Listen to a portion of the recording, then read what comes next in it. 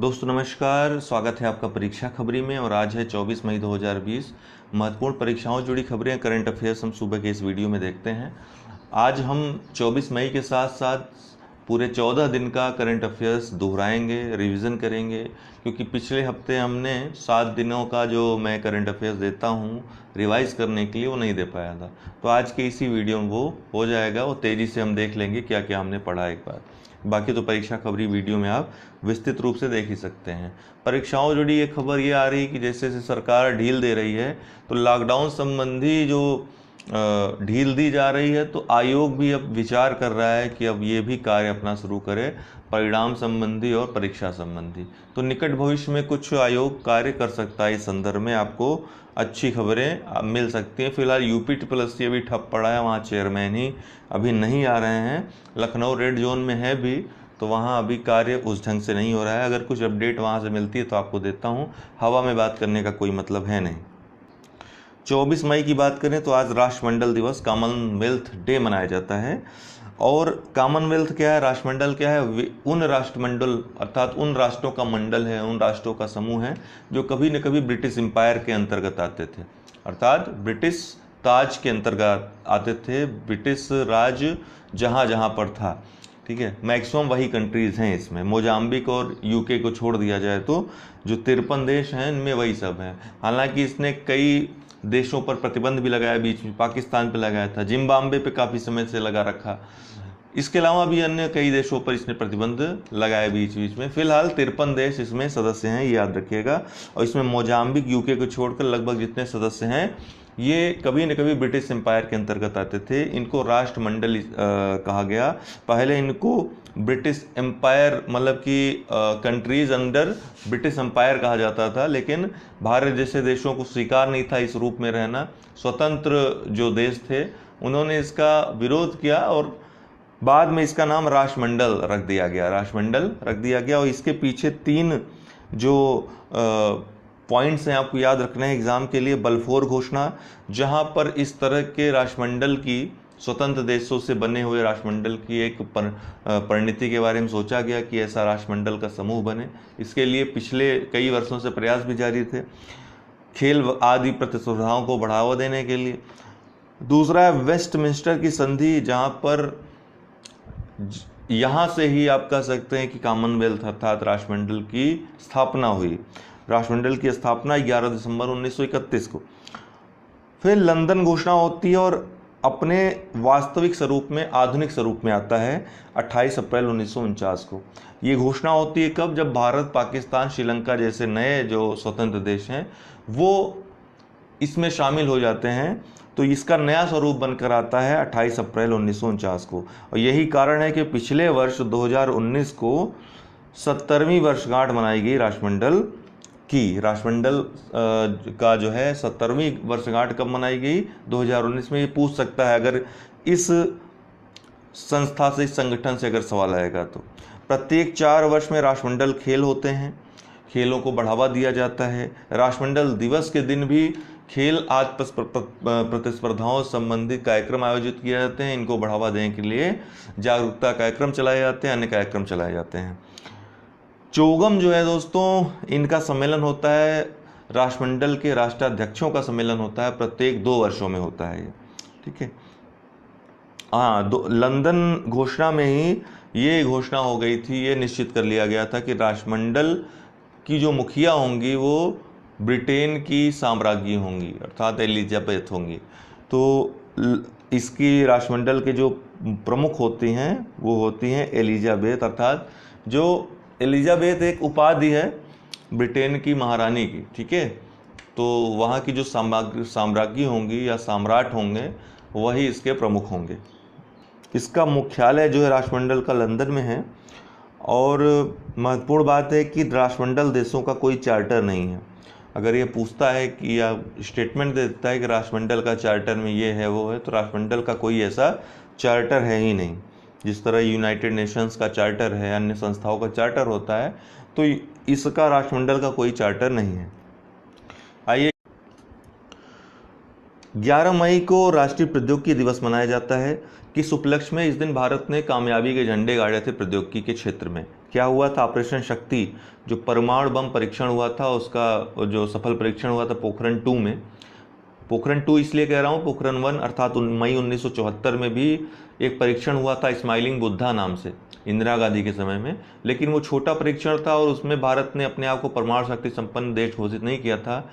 वो एक नाभिकीय विखंडन परीक्षण था केवल, भूमिगत परीक्षण वो भी था, भूमिगत परीक्षण ये भी था, लेकिन यह परीक्षण कई मायनों में खास था। इस परीक्षण के बाद भारत ने अपने आप को परमाणु शक्ति संपन्न घोषित कर दिया। दूसरी बात है, भारत ने इसमें फ्यूजन और फिशन अर्थात संलयन और विखंडन दोनों अपक्रियाओं का परीक्षण किया, अर्थात परमाणु बम के साथ साथ हाइड्रोजन बम का भी इसमें परीक्षण हुआ, तो इसलिए भी महत्वपूर्ण है। 2 दिन परीक्षण हुआ था, 11 मई और 13 मई 1998 को, कुल 5 परीक्षण हुए थे। ठीक, तो इसलिए महत्वपूर्ण है, भारत ने अपने आप को परमाणु शक्ति संपन्न इसी परीक्षण के बाद घोषित किया था। इसके अलावा इसी दिन पहले स्वदेशी एयरक्राफ्ट हंसा 3 का सफल परीक्षण हुआ था, जो कि एक ट्रेनिंग एयरक्राफ्ट था, भारत का था, स्वदेशी था। तीसरा जो घटना हुई थी, त्रिशूल मिसाइल का सफल परीक्षण हुआ था।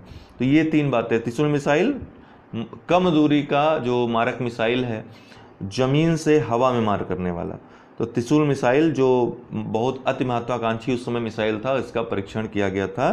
तो ये 3 बातें हुई थी 11 मई को, इसीलिए 11 मई को ही राष्ट्रीय प्रौद्योगिकी दिवस मनाया जाता है। बाकी अन्य जानकारियां भी हमने दी थी, आप देख सकते हैं जाकर के 11 मई के जो परीक्षा खबरी वाला वीडियो। इसमें WHO चेचक के उन्मूलन मई 1980 में घोषणा की थी, चेचक के उन्मूलन की, उसकी 40वीं वर्षगांठ पर एक स्मारक डाक टिकट जारी किया, तो इससे संबंधित प्रश्न आ सकता है। अंतर्राष्ट्रीय समुद्री संगठन के बारे में हमने बताया था कि भारत इसमें 1959 में शामिल हुआ था। श्रेणी ABC है, जिसमें भारत को श्रेणी B में शामिल किया गया है। ABC में किसको किसको रखा जाता है आप देख लीजिए उस दिन के वीडियो में। संयुक्त राष्ट्र संघ की विशिष्ट एजेंसी है अंतर्राष्ट्रीय समुद्री संगठन, सबसे पहली बात यह है।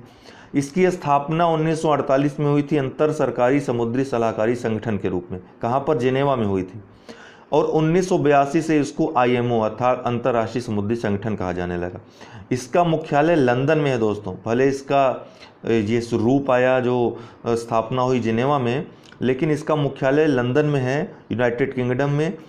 श्रेणी इसकी ABC है। ABC श्रेणी में जो कई राष्ट्र हैं रखे जाते हैं, जैसे A में रखे जाते हैं वे राष्ट्र जिनका पोत निर्माण में या पोत व्यापार में जो है अग्रणी है, सबसे महत्वपूर्ण है। B में वे आते हैं जिनका समुद्री व्यापार सबसे ज़्यादा महत्वपूर्ण अंग है, और C में वे देश आते हैं जिसमें दोनों ही बातें महत्वपूर्ण हैं, अर्थात समुद्री व्यापार भी और पोत संबंधी जो उद्योग है वो भी दोनों महत्वपूर्ण है, वो C में आते हैं। तो भारत श्रेणी B में आता है, जिसका समुद्री व्यापार सबसे ज़्यादा महत्वपूर्ण है, सबसे ज़्यादा महत्व रखता है। जलयानों के यातायात नियंत्रित करने वाली एजेंसी है अंतर्राष्ट्रीय समुद्री संगठन। करंट की जो बात आई चर्चा में, 1 जनवरी 2020 से व्यापारिक जहाज 0.5%, जो कि पहले सीमा थी 3.5%, से अधिक सल्फर सामग्री वाले ईंधन का उपयोग नहीं कर सकेंगे। और यही बात भारत जैसे विकासशील देशों के लिए चिंता का विषय है, क्योंकि इससे लागत बहुत ज़्यादा बढ़ जाएगी समुद्री व्यापार की, क्योंकि भारत जैसे देश समुद्री व्यापार पर ही निर्भर हैं। और इस तरह से यदि कर दिया जाएगा, क्योंकि कम 0.5% सल्फर वाला जो ईंधन है वो काफ़ी महंगा पड़ जाएगा।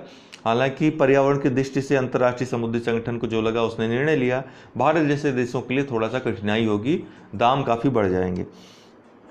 ठीक है, इसके अलावा हमने आपको मारपोल जो संधि हुई थी उसी के तहत, मारपोल के तहत ये बढ़ाया गया है दोस्तों। और SDG 14 के बारे में बताया था, जो कि SDG के जो 17 पूरे लक्ष्य हैं, इनमें 14वां जो लक्ष्य है समुद्री संसाधनों की सुरक्षा से संबंधित है।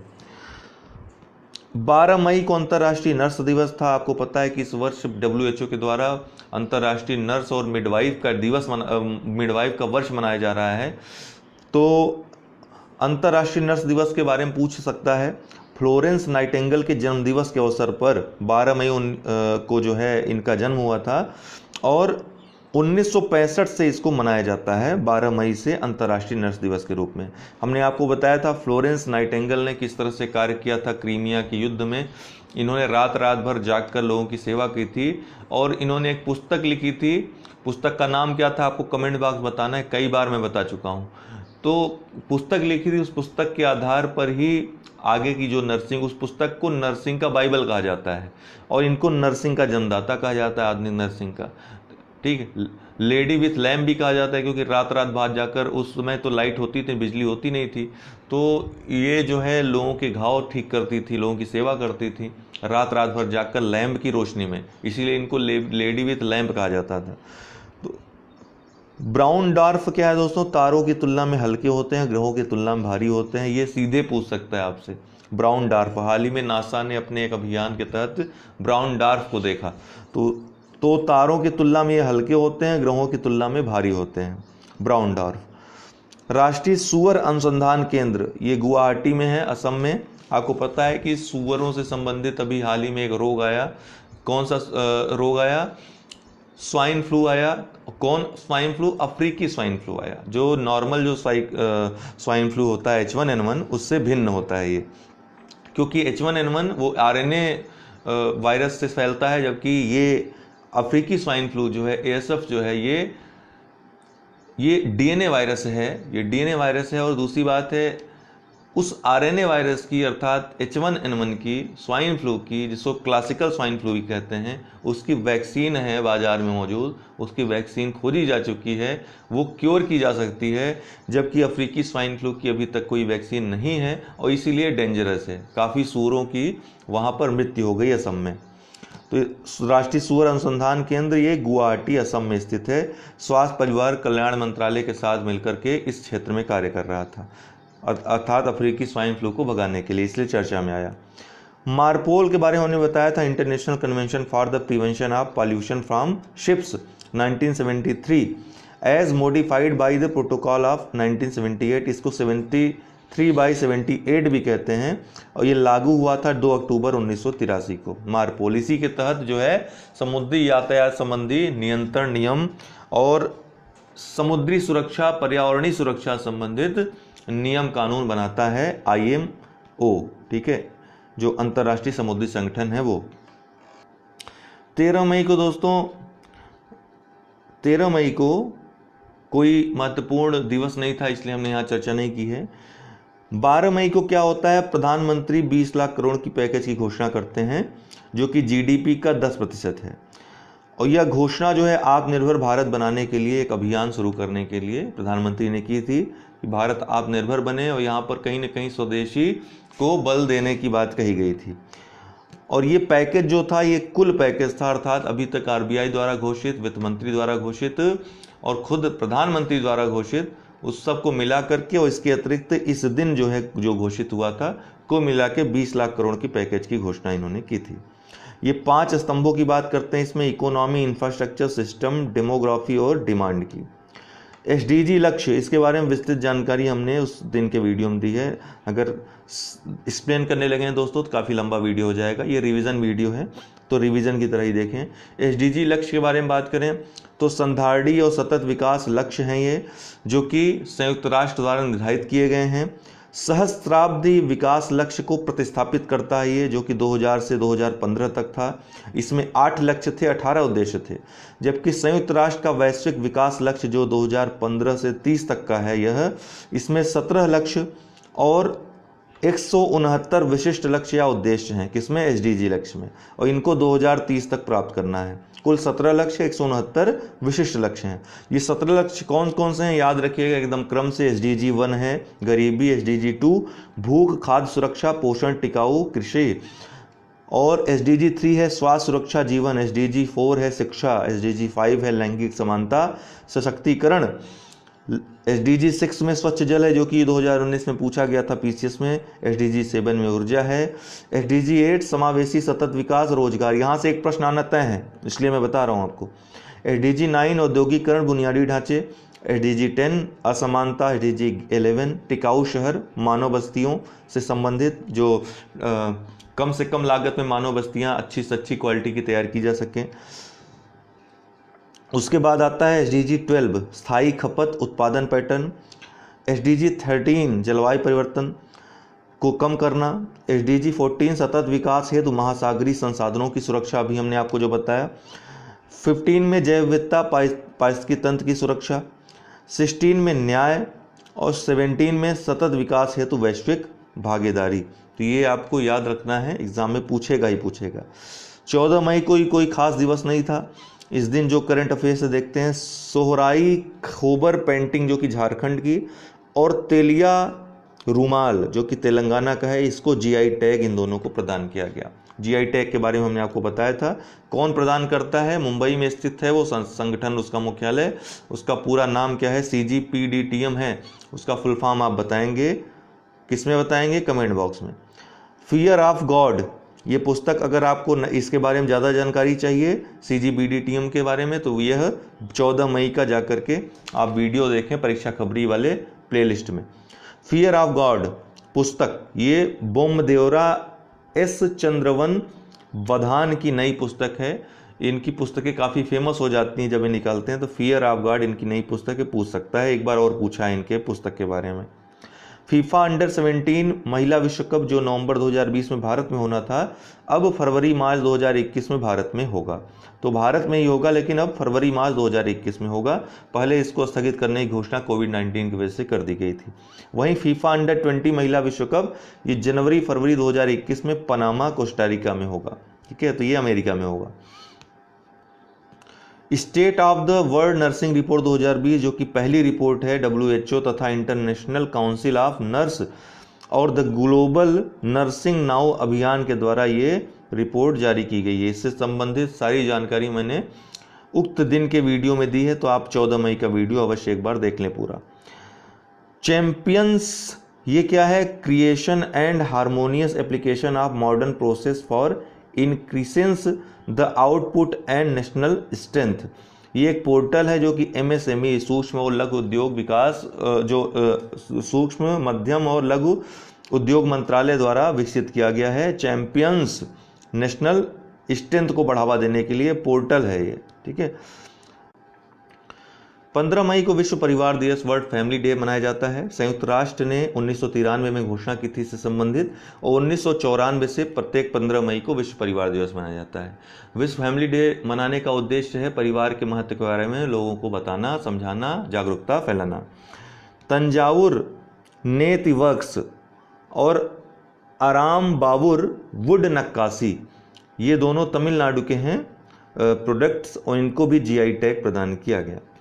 विपो WIPO, ये क्या है? वर्ल्ड इंटेलेक्चुअल प्रॉपर्टी ऑर्गेनाइजेशन है, विश्व बौद्धिक संपदा अधिकार संगठन है। डरेन तांग इसके नए महानिदेशक हुए हैं, जो कि सिंगापुर से हैं, और सिंगापुर से पहले महानिदेशक ये हुए हैं विपो के। इन्होंने फ्रांसिस गैरी की जगह ली है। विपो के बारे में मैंने पहले भी बताया है आपको कि संयुक्त राष्ट्र की एक अनुषांगिक इकाई है, और 14 जुलाई 1967 को इसकी स्थापना हुई थी। हेडक्वार्टर इसका जिनेवा में है। 1974 से ये यूएनओ से जुड़ गया। यूएनओ का यह सदस्य बना कब? 1974 में। स्थापना कब हुई थी? 14 जुलाई 1967 को। भारत इसका कब सदस्य बना? जब यूएनओ से जुड़ गया, यूएनओ की एक संस्था बन गई अब ये, तो भारत 1975 में विपो का सदस्य बन गया। तो भारत से पूछ सकता है कि विपो का कब सदस्य बना? 1975 में। ट्रिप्स समझौते आज के बारे में हमने बात किया था, GI टैग जब बताया था, तो वो वीडियो आप अवश्य देखें। 16 मई को अंतर्राष्ट्रीय प्रकाश दिवस था। अच्छा, 2 दिवस इस दिन थे, अंतर्राष्ट्रीय प्रकाश दिवस और राष्ट्रीय डेंगू दिवस। तो अंतर्राष्ट्रीय प्रकाश दिवस 2018 से मनाया जाता है यूनेस्को के द्वारा। नवंबर 2017 में 39वां जो सत्र हुआ था यूनेस्को का, उसमें निर्णय लिया गया था, और 2018 से अंतर्राष्ट्रीय प्रकाश दिवस के रूप में मनाया जाता है। इस दिन विज्ञान, संस्कृति, कला, शिक्षा, सतत विकास, औषधि, संचार व ऊर्जा आदि में प्रकाश की भूमिका जो है उसके उपलक्ष्य में उसके महत्व को इंगित करने के लिए यह जो दिन है अंतर्राष्ट्रीय प्रकाश दिवस मनाया जाता है। 1960 में थियोडोर मेमन द्वारा लेजर के पहले संचालन के उपलक्ष्य में इसको मनाया जाता है। अर्थात 16 मई 1960 को थियोडोर मेमन द्वारा लेजर का पहला सफल संचालन किया गया था। ठीक है, लेजर का पहला संचालन किया गया था थियोडोर मेमन के द्वारा। ये जनक माने जाते हैं। लेजर के बारे में हमने आपको बताया था।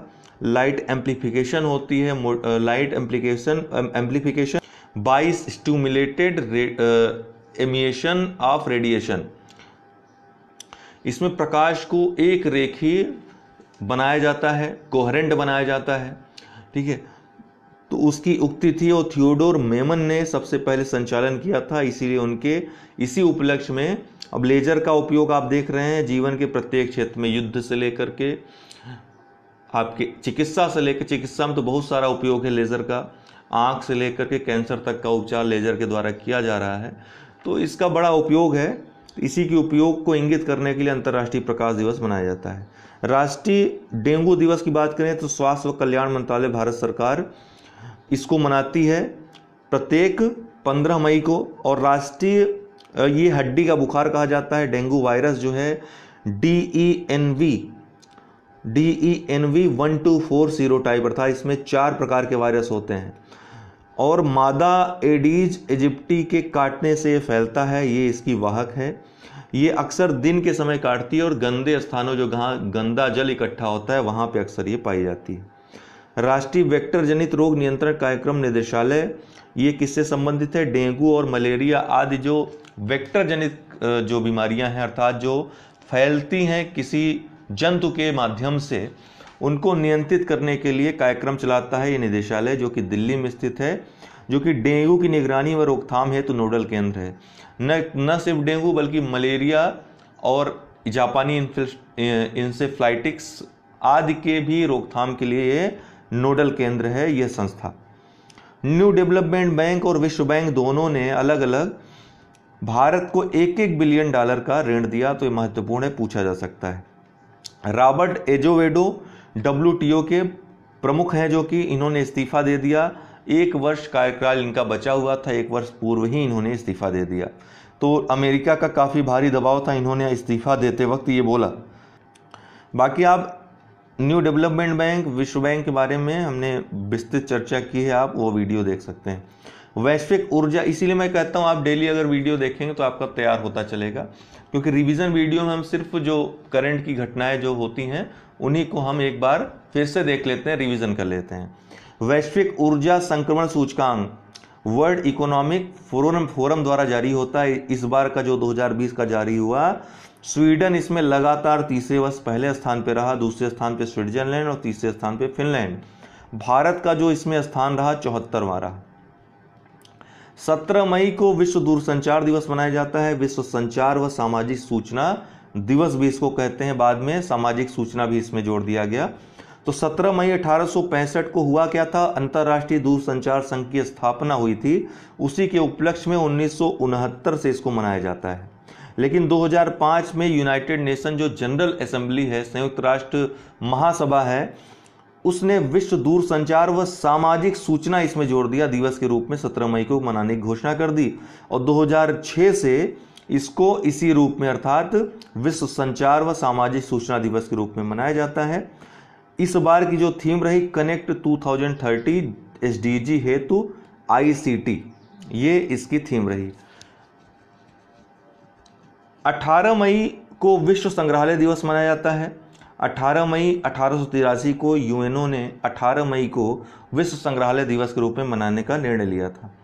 अंतर्राष्ट्रीय संग्रहालय परिषद के द्वारा इसकी थीम और यह डे मनाया जाता है। स्लोवेनिया ये क्यों चर्चा में आया? कोविड-19 का अंत करने की घोषणा करने वाला ये पहला यूरोपीय देश बना। स्लोवेनिया को हमने मानचित्र में दर्शाया था, आप वो वीडियो अवश्य देखिएगा। सचेत की बात करें तो इंडियन कोस्ट गार्ड शिप 5 अपतटीय गश्ती जहाज़ों में ये पहला है। इसको ICGS सचेत भी कहते हैं। इसको गोवा में कमीशन किया गया गृह मंत्री के द्वारा। रक्षा मंत्री के द्वारा नमूना पंजीकरण प्रणाली SRS बुलेटिन 10 मई 2020 को जारी हुआ। किसके द्वारा? RGI के द्वारा, रजिस्ट्रार जनरल ऑफ इंडिया के द्वारा। इस संस्था के बारे में हमने आपको बताया था। नमूना पंजीकरण प्रणाली बुलेटिन जो आया, इसमें जो महत्वपूर्ण बातें थी, ये 2018 के लिए राष्ट्रीय जन्म दर, मृत्यु दर व शिशु मृत्यु दर पर आधारित है। राष्ट्रीय जन्म दर 2018 में कितनी रही? 20 रही, जो कि 1971 से तुलना की जाए तो बहुत कम रही। 1971 में 36.9 थी। बिहार जो है पहले स्थान पर रहा जन्म दर में, जबकि अंतिम स्थान पर अंडमान निकोबार द्वीप समूह रहा। ग्रामीण शहरी अंतर कम हुआ है जन्म दर में, किंतु पिछले 4 दशकों में शहर की तुलना में ग्रामीण क्षेत्रों में जन्म दर लगातार बढ़ा है, लेकिन ये बढ़त जो है वो अब कम हुई है। मृत्यु दर की बात करें तो 2018 में मृत्यु दर 6.2 रही, 1971 में 14.9 थी। छत्तीसगढ़ पहले स्थान पर रहा मृत्यु दर में और सबसे कम मृत्यु दर दिल्ली में है।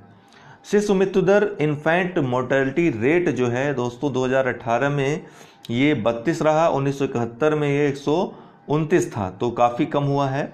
मध्य प्रदेश शिशु मृत्यु दर में सबसे बुरी कंडीशन में है, 48 इसमें है, और सबसे अच्छा प्रदर्शन किसका है? नागालैंड का है। शिशु मृत्यु दर सबसे कम नागालैंड में लगभग 11 के आसपास है। शिशु मृत्यु दर 1 वर्ष से कम उम्र के आयु के बच्चों की मृत्यु से संबंधित है। तो इतनी बातें आपको याद रखनी है। 19 मई देखें तो इजराइल जो है इसमें 19 मई को कोई डेट प्रमुख नहीं थी। यहाँ से संबंधित जो करंट अफेयर्स था कि चीनी राजदूत टू वेई अपने आवास पर मृत पाए गए। दूसरी बात, बेंजामिन नेतन्याहू जो है 5वीं बार प्रधानमंत्री बने। इजराइल के बारे में मैंने आपको बताया था, ये इसकी संसद है कनेसेट, और इसका पूरा मैंने आपको नक्शा बताया था। गाजा पट्टी और जो विवादित क्षेत्र है वेस्ट बैंक है, इसके बारे में मैंने आपको बताया था, जो कि फिलिस्तीन से इसकी क्या समस्या है, सब चर्चा की थी, वो वीडियो अवश्य देखें। रक्षा क्षेत्र में प्रत्यक्ष विदेशी निवेश को 49% से बढ़ाकर 74% करने की घोषणा वित्त मंत्री द्वारा की गई। जब भी इजराइल अब दोबारा चर्चा में आएगा तो फिर मैं बताऊंगा, तो आप चाहें तो डेली करंट अफेयर्स मेरा देखते रहें, वहां पर जब भी आएगा इजराइल चर्चा हो ही जाएगी उस चीज़ की। रक्षा क्षेत्र में प्रत्यक्ष विदेशी निवेश FDI को 49% से बढ़ाकर कितना कर दिया गया है? 74% करने की घोषणा वित्त मंत्री द्वारा की गई। ग्लोबल फॉरेस्ट रिसोर्सेज असेसमेंट 2020 ये रिपोर्ट आई, FRA 2020। वैश्विक वन संसाधन मूल्यांकन 2020 इसको कह सकते हैं। 13 मई 2020 को जारी हुआ, संयुक्त राष्ट्र खाद्य व कृषि संगठन FAO द्वारा जारी हुआ। 1990 के बाद से दुनिया में 178 मिलियन हेक्टेयर वन नष्ट हो गए, इस रिपोर्ट में कहा गया, जो कि लीबिया के क्षेत्रफल के बराबर है। 2015 से 20 के मध्य वन हानि की दर जो हुई 10 मिलियन हेक्टेयर हुई, जो कि 2010 से 15 के बीच जो इसके पहले रिपोर्ट आई थी उसकी तुलना में घटी है, जो कि वो 12 मिलियन हेक्टेयर थी, अभी 10 मिलियन हेक्टेयर की कमी हुई है, तो 2 मिलियन हेक्टेयर ये घटी है, लेकिन और भी घटना चाहिए, इतना ज़्यादा वन कट रहा है, सोचिए आप। सर्वाधिक वन कटाई जो हानि की दर है वो कहाँ रही? अफ्रीका में रही 2010 और 20 के मध्य। 2010 और 20 के मध्य एशिया में सर्वाधिक वन में वृद्धि हुई। विश्व में वन क्षेत्र जो है कितना है? पूरा 4.06 बिलियन हेक्टेयर है, जो कि कुल भौगोलिक क्षेत्रफल का विश्व के 31% है, जो कि प्रति व्यक्ति अगर देखा जाए तो 0.52 हेक्टेयर में वन क्षेत्र है। विश्व में सर्वाधिक वन कहाँ है? उष्णकटिबंधीय वन है, 45% वन है उष्णकटिबंधीय। विश्व के 54% से अधिक वन केवल 5 देशों में विस्तारित हैं, किसमें? रूस में, ब्राजील में, कनाडा में, USA में और चाइना में। 20 मई को दोस्तों विश्व मधुमक्खी दिवस। अब आप ये सोचेंगे, कई लोगों ने प्रश्न किया यहाँ नगरीकरण बहुत है तो कैसे यहाँ वन बहुत अधिक है? अरे भैया वन है, यहाँ के क्षेत्रफल को भी आप ध्यान दीजिए, कितने बड़े बड़े क्षेत्रफल है यहाँ पे। कनाडा, रूस, ये सब मैक्सिमम क्षेत्रफल और इनका जो आबादी है बहुत कम है आबादी, और एक जगह ही लगभग सीमित है, कहीं कहीं पर इनकी आबादी मिलती है, पूरा एरिया इनका खाली है। 20 मई विश्व मधुमक्खी दिवस। संयुक्त राष्ट्र द्वारा विश्व मधुमक्खी दिवस मनाया जाता है। एंटोन जानिसा का जन्मदिन इस दिन रहता है 20 मई को, इसी उपलक्ष्य में मनाया जाता है। इन्होंने आधुनिक मधुमक्खी पालन की नींव रखी थी। 18वीं सदी में स्लोवेनिया में आधुनिक मधुमक्खी पालन तकनीकों का इन्होंने बीड़ा उठाया था। एंटोन जानिसा ने। पूछ सकता है एंटोन जानिसा किससे संबंधित है? मधुमक्खी पालन से संबंधित है।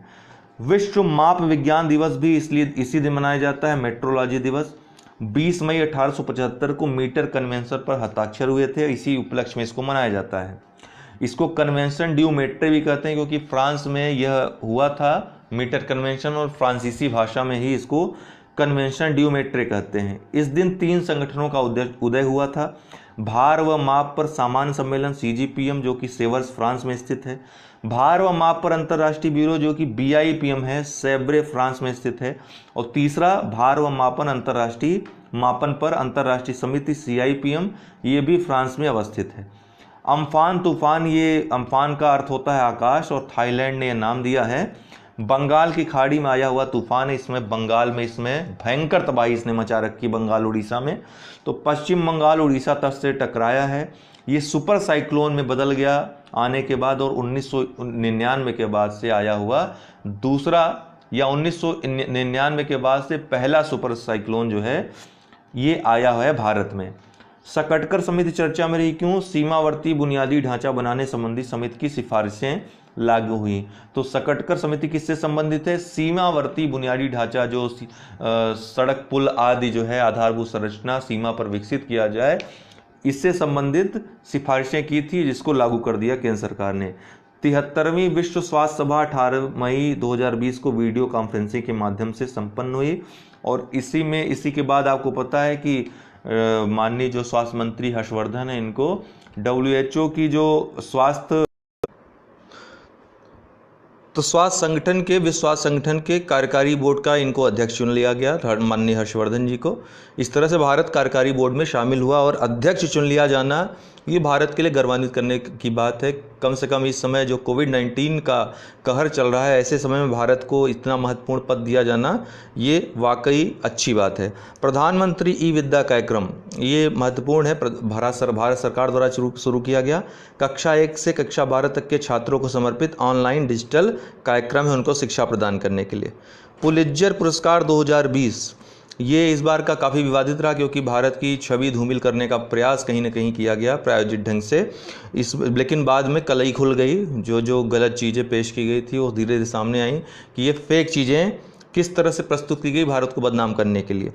पाकिस्तान के एजेंडे को कहीं न कहीं आगे ले आने का प्रयास किया गया कश्मीर के संदर्भ में। 1917 से प्रारंभ हुआ था। यूएसए का पुरस्कार, यूएसए में कोलंबिया विश्वविद्यालय पुरस्कार प्रदान करता है। पत्रकारिता क्षेत्र में पुलित्जर पुरस्कार प्रतिष्ठित पुरस्कार अभी तक माना जाता था, लेकिन इस बार सवालों के घेरे में है। 2020 में जम्मू कश्मीर के 3 फोटो पत्रकारों को ये पुरस्कार प्रदान किया गया, डार यासीन, मुख्तार खान और चन्नी आनंद।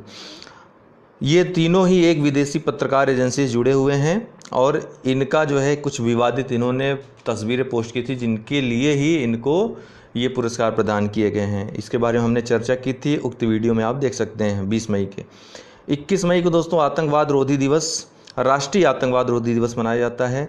क्यों?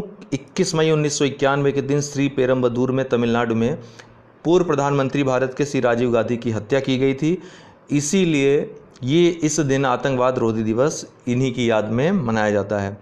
प्रमुख आतंकी संगठन जो विश्व के हैं, 10 प्रमुख आतंकवादी संगठन, और जो देश इनसे प्रभावित हैं, जो क्षेत्र इनसे प्रभावित हैं, जहाँ से ये निकलते हैं, जहाँ पे ये कार्य करते हैं, उनके नाम दिए हैं, याद रखिएगा। Islamic state in Syria and Iraq, ISIS, ये यूरोप, इराक, सीरिया, तुर्की और कुछ समय पहले बांग्लादेश में इसने कहर बरपाया था।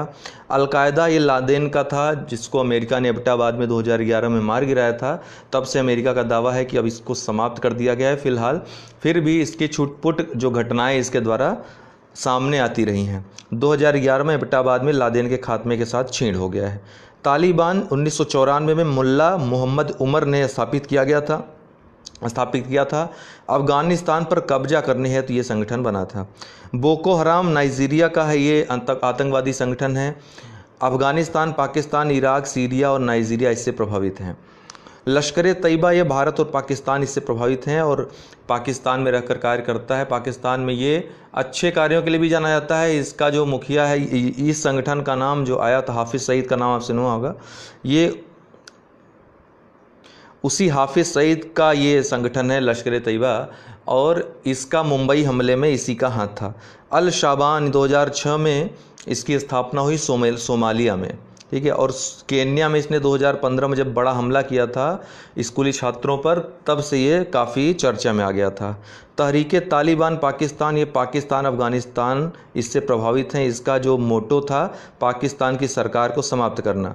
Revolutionary armed forces of Colombia, ये लैटिन अमेरिकी आतंकवादी गुट है। जो कि लेनिन के सिद्धांतों पर कार्य करता है। अबू सयाफ ये फिलीपींस में सक्रिय है और मुख्यतः लूटपाट और मर्डर की घटनाएं करता है। जेमा इस्लामिया ये अलकायदा का एक भाग माना जाता है। दक्षिण पूर्वी एशिया में ये इसका संगठन का प्रभाव है। गोविंद राजुलू चिंटाला ये क्यों चर्चा में है? नाबार्ड के नए अध्यक्ष बने। बाकी नाबार्ड के बारे में हमने आपको बताया था कि इसकी स्थापना कब हुई। कृषि और ग्रामीण विकास से संबंधित ऋण प्रदान करने वाली सबसे बड़ी वित्तीय संस्था है, ठीक। जुलाई 1982 में इसकी स्थापना की गई और आरबीआई इसको गवर्न करता है। चीन विश्व स्वास्थ्य संगठन को $2 बिलियन की मदद की घोषणा किसने की? चीन ने की। ये प्रश्न आ सकता है। WHO विश्व स्वास्थ्य संगठन, भारत कार्यकारी बोर्ड में इसके शामिल हुआ। हमने अभी जैसा आपको बताया, कार्यकारी बोर्ड में 34 सदस्य होते हैं और ये क्रमवार बदलते रहते हैं। स्वास्थ्य मंत्री डॉक्टर हर्षवर्धन कार्यकारी बोर्ड के नए अध्यक्ष बनाए गए। इन्होंने किसकी जगह ली है? हिरोकी नाकातानी की जगह ली है, जो कि जापान के थे। 22 मई को अंतर्राष्ट्रीय जैव विविधता दिवस मनाया जाता है। विश्व जैव विविधता संरक्षण दिवस मनाया जाता है। 20 दिसंबर 2000 को संयुक्त राष्ट्र महासभा द्वारा एक प्रस्ताव के द्वारा इसको आरंभ किया गया था। तो 2001 में ये पहली बार मनाया गया था, पूछा जा सकता है। 22 मई 1992 को जैव विविधता पर अभिसमय जो CBD था उसको स्वीकार किया गया था। कब? 22 मई 1992 को। कहाँ पर? नैरोबी में। और इसी उपलक्ष्य में ये मनाया जाता है। 29 दिसंबर 1993 को हालांकि ये जैव विविधता अभिसमय लागू हो पाया था। CBT पर 5 जून 1992 को रियो पृथ्वी सम्मेलन के दौरान हस्ताक्षर शुरू हुए थे। भारत ने इसी दिन अर्थात 5 जून 1992 को ही हस्ताक्षर किए थे। इसीलिए कहा जाता है CBD की स्थापना जो पृथ्वी सम्मेलन था रियो में, जो हुआ था रियो डी जनवरी 1992 में, उसी में इसकी स्थापना हुई थी। इसके अलावा UNCCD और UNFCCC इन दोनों संगठनों की स्थापना भी इसी के साथ हुई थी, रियो पृथ्वी सम्मेलन में ही। इसके अलावा जैव सुरक्षा से जैव विविधता संबंधित जो अन्य जो सम्मेलन संधियां हैं उनके बारे में जानते रहिए। जैव सुरक्षा पर कार्टागेना प्रोटोकॉल जो कि 11 सितंबर 2003 में अस्तित्व में आया था। आनुवांशिक संसाधनों तक पहुंच पर नागोया प्रोटोकॉल, जिसको ABC प्रोटोकॉल भी कहते हैं, ये CBD के 10वें सम्मेलन 2010 में जो कि स्वीकृत हुआ था और 2014 में लागू हुआ था नागोया प्रोटोकॉल। इसी में आईची जैव विविधता लक्ष्य निर्धारित किए गए थे। 2011 से 2020 के मध्य ये कार्य करने थे, ये लक्ष्य प्राप्त करने थे, जिनमें 5 रणनीतिक लक्ष्यों की बात थी। कुल मिलाकर इन पांचों में 20 लक्ष्य निर्धारित किए गए थे। भारत ने भी इनके सापेक्ष ही इनको ही आधार बनाते हुए 12 जैव विविधता लक्ष्य निर्धारित किए थे और उसमें काफ़ी अच्छा प्रदर्शन भी भारत का रहा। भारत के बारे में यदि बात करें, भारत विश्व के 17 मेगा डाइवर्स देशों में शामिल है। ऑस्ट्रेलिया, भारत, ब्राज़ील, ये सब। जैव विविधता अधिनियम 2003 ये भारतीय संसद द्वारा पारित हुआ था। कब? 2003 में, 2002-3 में ये पारित हुआ था। तो ये पूछा जाता है अक्सर, जैव विविधता अधिनियम कब? 2002-2003। 23 मई की खबर, तो RBI reserve bank of India ने रेपो रेट को 4% कर दिया है, 40.40% घटा करके, और रिवर्स रेपो रेट को 3.35% कर दिया है, 0.40% घटाकर। पहले 3.75% था। PK 8303 PIA एयरबस A320 ये है उड़ान संख्या और ये है फ्लाइट का नंबर। ये याद रखिएगा, एग्जाम में पूछा जा सकता है। पाकिस्तान इंटरनेशनल एयरलाइंस की ये यात्री विमान था, लाहौर से कराची जा रहा था, जो कि दुर्घटनाग्रस्त हो गया। काफ़ी लोग इसमें मारे गए। एक रिहायशी इलाके में गिर गया था ये। दशरस कलेक्शन क्या है? तो केंद्रीय ग्रामीण विकास व पंचायती राज मंत्री नरेंद्र सिंह तोमर द्वारा GEM government e-market place portal पर ये लॉन्च किया गया। और किसके द्वारा लॉन्च किया गया? GEM गवर्नमेंट ई-मार्केट प्लेस और DAY NRLM के द्वारा। DAY NRLM दीनदयाल अंत्योदय योजना, नेशनल रूरल लिवलीहुड मिशन, राष्ट्रीय ग्रामीण आजीविका मिशन, इसके द्वारा इन दोनों की मिली भगत से शुरू की गई ये पहल है। इसमें क्या, इसका उद्देश्य क्या है? जो सेल्फ हेल्प ग्रुप्स हैं, स्वयं सहायता समूह हैं, उनके द्वारा बनाए गए दैनिक उत्पादों का प्रदर्शन करना, जिससे उन्हें केंद्र व राज्य सरकार के खरीदारों तक पहुंचने हेतु ऑनलाइन बाजार उपलब्ध हो सके। सिंकहोल की घटना भी हाल में चीन में घटित हुई, जिसमें सड़कों पर कुछ जो यात्री थे, जो सड़क पर यात्रा कर रहे थे, और कुछ बसें ये गायब हो गई अचानक। तो ये कहाँ चली गई? जो धरातल में एक गड्ढा हो गया, बहुत भयानक गड्ढा, काफ़ी लंबा गड्ढा, कई फीट गहरा गड्ढा, गुफा जैसा, उसमें वो समाहित हो गई और गायब हो गई।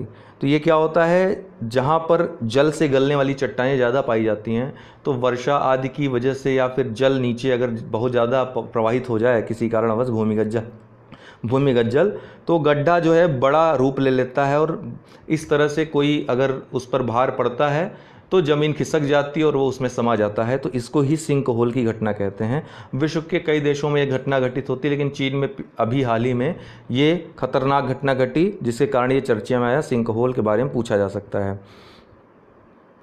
इसका PDF मैं अपने टेलीग्राम ग्रुप में दे दे रहा हूँ, आप लोग टेलीग्राम ग्रुप में ये PDF ले सकते हैं। ठीक है, बहुत बहुत धन्यवाद।